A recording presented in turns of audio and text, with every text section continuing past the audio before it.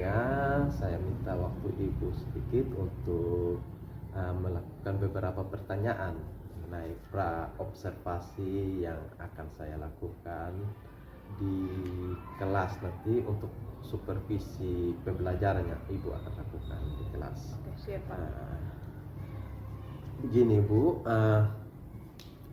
nanti saya akan melakukan observasi di kelas Ibu di kelas 5B ya Bu. 5A Bapak. 5A ya. Ya. 5A. Kira-kira kapan waktu Ibu mengajar di kelas 5A? Oke, di kelas 5A mungkin nanti Pak bisa observasi di jam mata pelajaran IPAS hari Jumat saja tanggal 19 Mei 2023. Hari Jumat saja Pak. Hari Jumat ya, hari Jumat tanggal 19 nanti. Oke Ibu, dalam observasi nanti mata pelajaran IPAS, materi apa yang akan Ibu sampaikan? Oke, nanti di materi IPAS ini saya akan menyampaikan tentang peta. Jadi mengenal peta Indonesia dan informasi yang terkandung di dalamnya. Begitu Pak.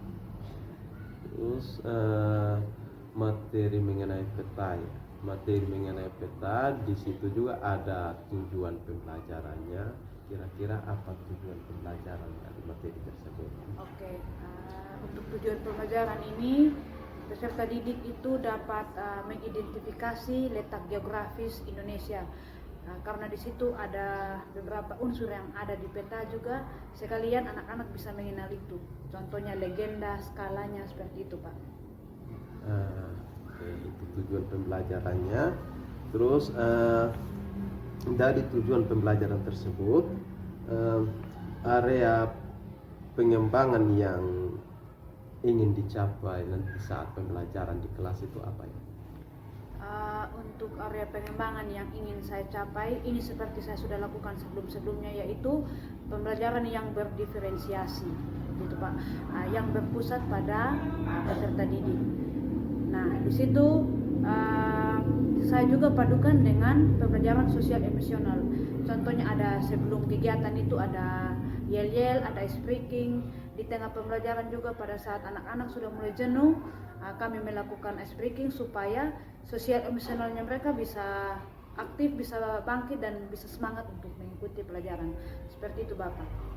Dan metode, ada beberapa metode yang saya akan laksanakan nanti. Ada ceramah, saya menjelaskan materinya, terus diskusi, ada diskusi antara kelompok, ada juga diskusi antara guru dan siswa, tanya jawab materi yang sudah saya sampaikan. Terus nanti ada penugasan juga Pak, ada penugasan tentang cara membuat peta secara berkelompok. Itu sebelum itu saya akan buatkan kelompok, dan setiap kelompok itu membuat peta Indonesia yang sederhana serta unsur yang ada di dalamnya seperti penjelasan yang saya sudah jelaskan sebelumnya, seperti itu. Jadi nanti area pengembangannya di situ ada pembelajaran berdiferensiasi yang dipadu dengan pembelajaran sosial emosional. Ya, betul. Oke. Terus strategi yang dipersiapkan untuk pembelajaran yang akan dilakukan nanti seperti apa ya? Oh iya. Kalau itu alat penunjang ya Pak. Ya. Alat penunjang itu kami di setiap kelas itu sudah disediakan LCD per kelas. LCD ada ini laptop. Jadi dan di situ saya browsing di internet materi yang akan saya sampaikan, contohnya tentang peta. Jadi saya mendownload gambar peta dan saya akan tampilkan di proyektor. Jadi sambil saya menjelaskan anak-anak bisa melihat. Jadi supaya anak-anak lebih paham, langsung ada audio visualnya, seperti itu Pak. Oke, terima kasih Bu. Mungkin hanya itu saja pertanyaan saya. Nanti hari Jumat depan saya akan melakukan observasi di kelas Ibu. Terima kasih atas waktunya. Sekian dan terima kasih.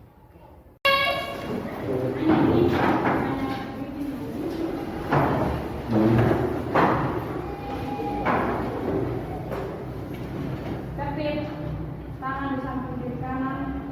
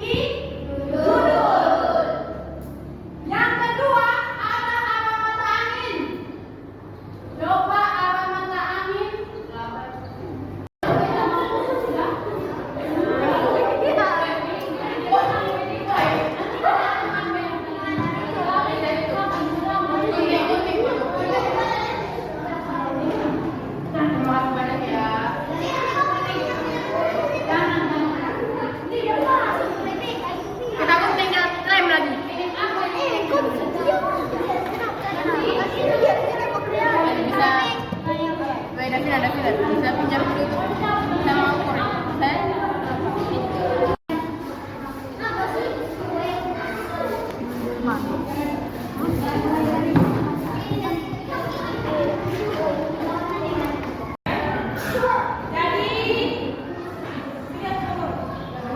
Demikianlah materi kita pada hari ini, materi tentang peta. Sebelum kita menyukupi pelajaran kita hari ini, Ibu mau tanya dari kelompok 1, kira-kira materi apa yang kalian dapatkan atau apa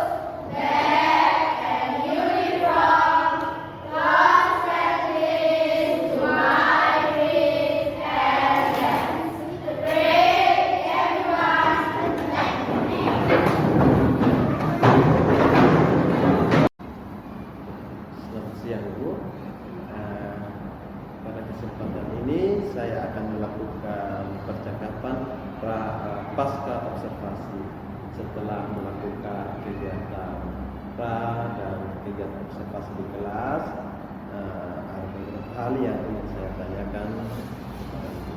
Sebelum itu, Ibu bisa perkenalkan diri. Baik, terima kasih Bapak. Perkenalkan nama saya Amelia, bisa disebut dengan Ibu Amel. Saya saat ini mengajar di kelas 5. Mata pelajaran yang saya mengajar pada saat observasi kemarin itu mata pelajaran IPA.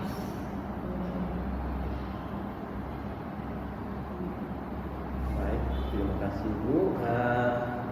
Untuk kegiatan pasca observasi ini, kira-kira setelah pembelajaran yang Ibu lakukan di kelas yang lalu itu, bagaimana perasaan Ibu?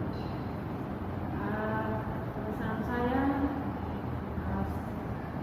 saya pertama memang saya agak gugup karena diminta untuk melakukan informasi. Memang sudah biasa mengajar, hanya ketika mengajar dipantau itu yang memang sedikit. Tapi ketika sudah melakukan itu sudah berjalan dengan baik dan luar biasa. Jadi awalnya Ibu merasa kaku ya, Ya, karena merasa kaku. pertama kali Dipantau. mengajar itu diawasi, Iya. dipantau, setelah itu bisa berjalan dengan Tapi baik. ketika dijalani sudah jalan sudah aman. Terus setelah Ibu melakukan kegiatan pembelajaran, dalam kegiatan pembelajaran tersebut kira-kira menurut Ibu kegiatan pembelajarannya sudah berjalan sesuai dengan harapan yang Ibu inginkan?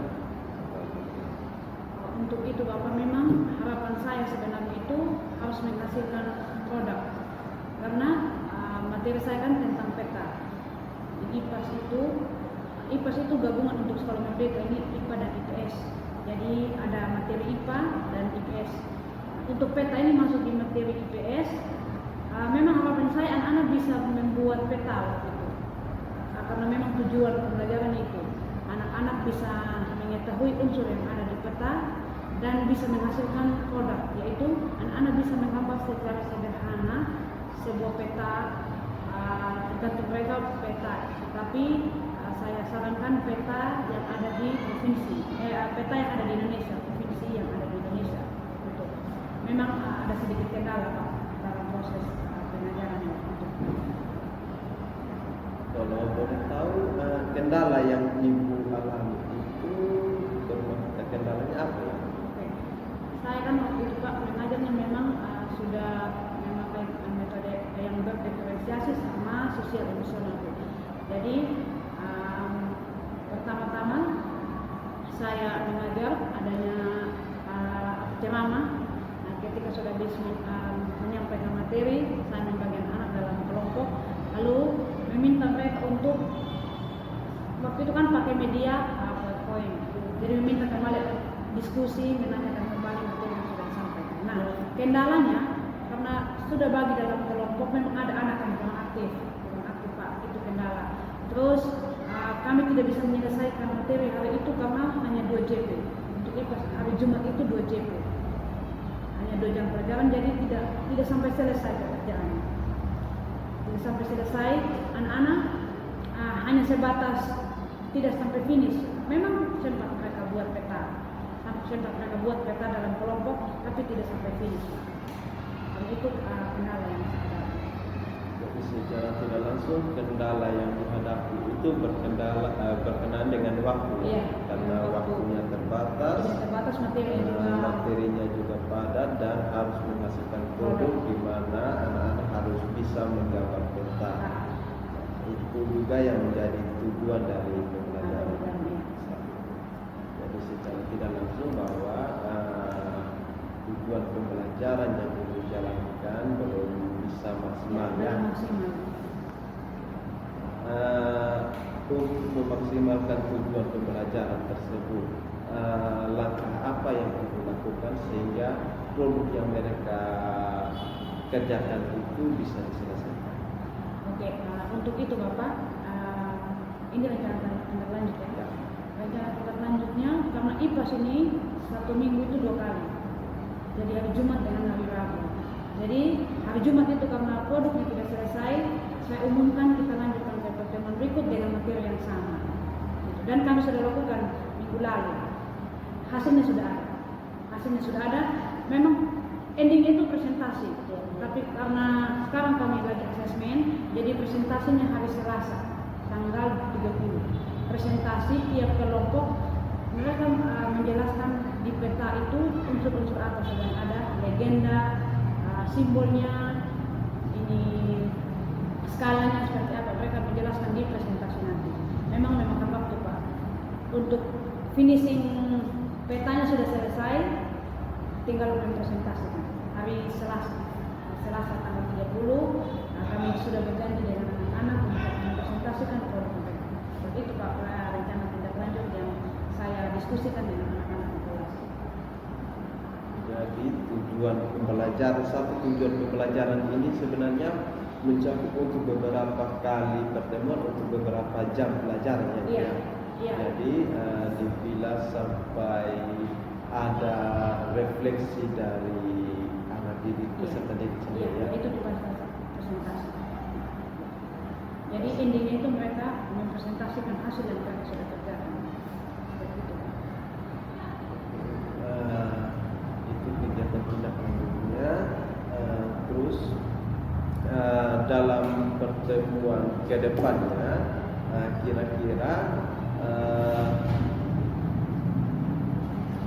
apa yang Ibu mau kembangkan lagi dari pembelajaran yang Ibu akan Yang saya mau kembangkan di proses Pak.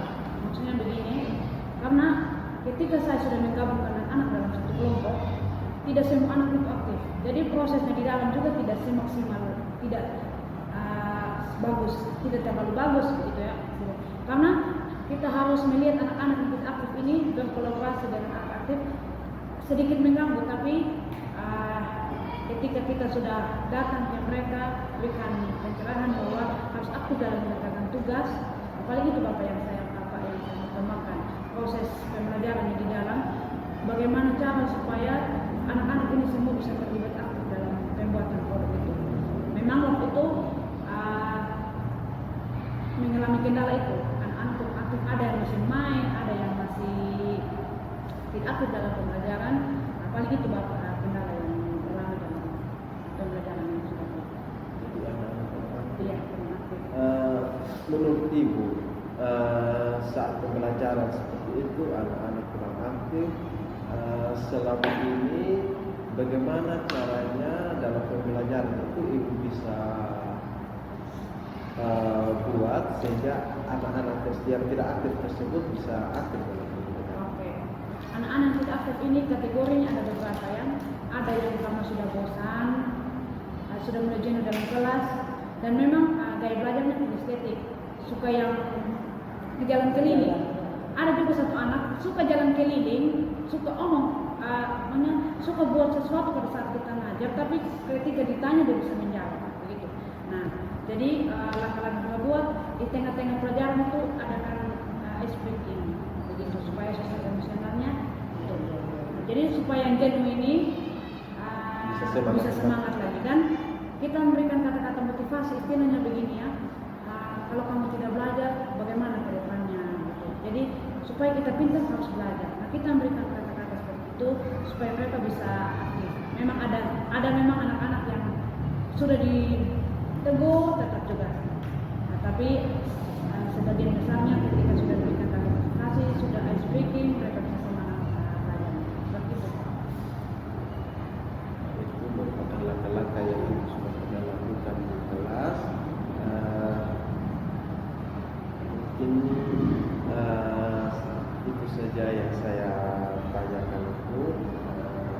Sampai di sini saja kegiatan pasca observasi kita ini.